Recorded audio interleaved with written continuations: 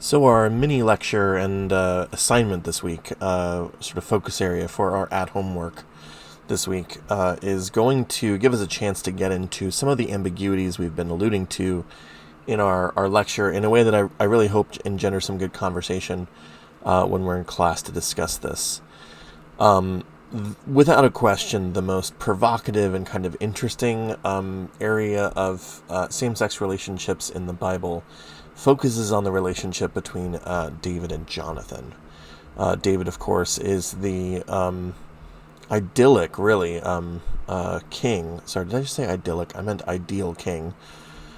Sorry, my brain is using the wrong words. The ideal king in the Hebrew Bible, and necessarily so because David is not only a historical figure who is linked to royalty, but also a sort of prophetic figure and sort of patterns the relationship between Israel and God in important ways, especially in the Psalms and in how Davidic kingship is portrayed in prophetic literature as well.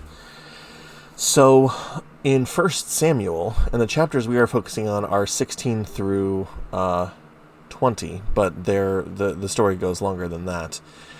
We have this really, again, interesting and provocative example of a highly intimate relationship that is portrayed in these ambiguous but certainly very intimate terms in these chapters. Now, one of the reasons why it's so provocative is because there is a motif in Western scholarship. There is a phenomenon where relationships that are provocative in this way are sometimes read out of whatever literature it is that is being considered. It's worth noting that European scholarship and Western scholarship altogether, it can be prudish from time to time, and there's a real it's just an interesting thing to note how things that are maybe highly suggestive or completely explicit in a text can be really kind of read out in different ways. Outside of the biblical material, the best example of this for sure is the relationship between Achilles and Patroclus in Homer's The Iliad. This is the epic text of classical Greek literature. It is a pretty non-ambiguous dimension of that text that Achilles and Patroclus are lovers. Achilles' grief throughout the story, is pronounced when Patroclus is killed by sort of through a mistake by the Trojan warrior Hector.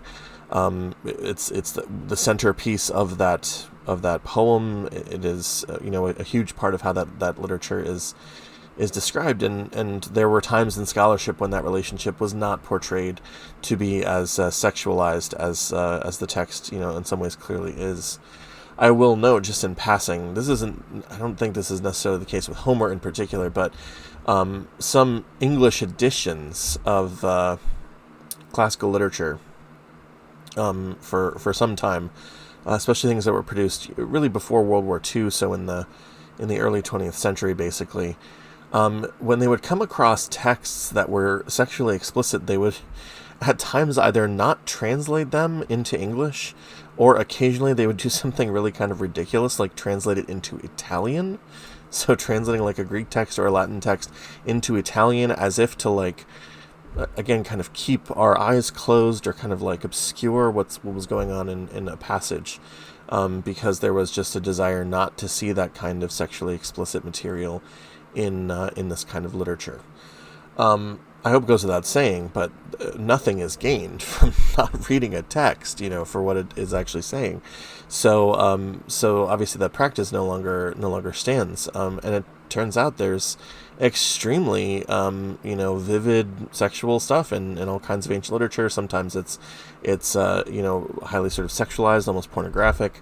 It's worth knowing in the Hebrew Bible, we're not going to look at this necessarily. I don't think in any of our weeks that I have this listed, but we have the Song of Songs in the Hebrew Bible, which is a pastoral poem written in Hebrew that is, without question, a sexually explicit piece of literature. It really is. It bounds all around. There's body jokes. There's all kinds of insinuation. I mean, it really runs the gamut. It's literature is this way. It gets into these sort of human dimensions.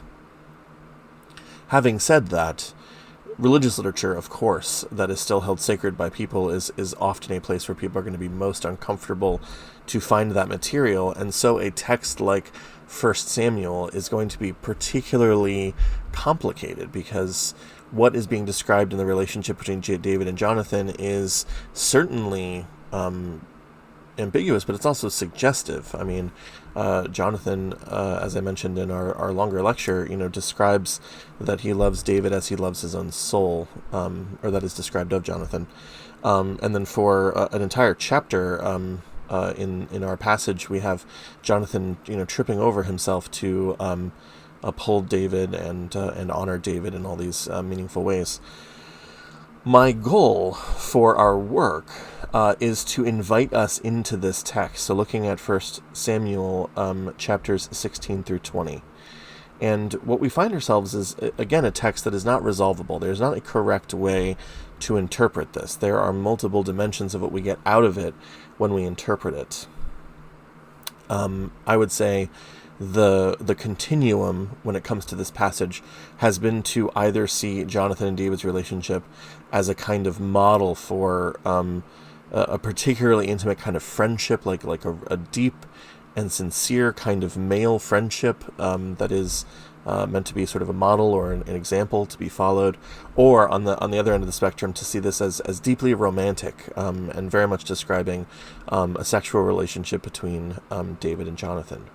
So the assignment for this week, the specific thing to be working on this week, this is not your reading journal, by the way. This is a separate thing to be doing at home in preparation for our conversation in class, is to look at 1 Samuel 16 through 20, and in the space of no more than 2 pages. And this is not the kind of thing you need to write out as an essay. This is more notes to take that are going to guide your own thinking and reading as we discuss this in the classroom.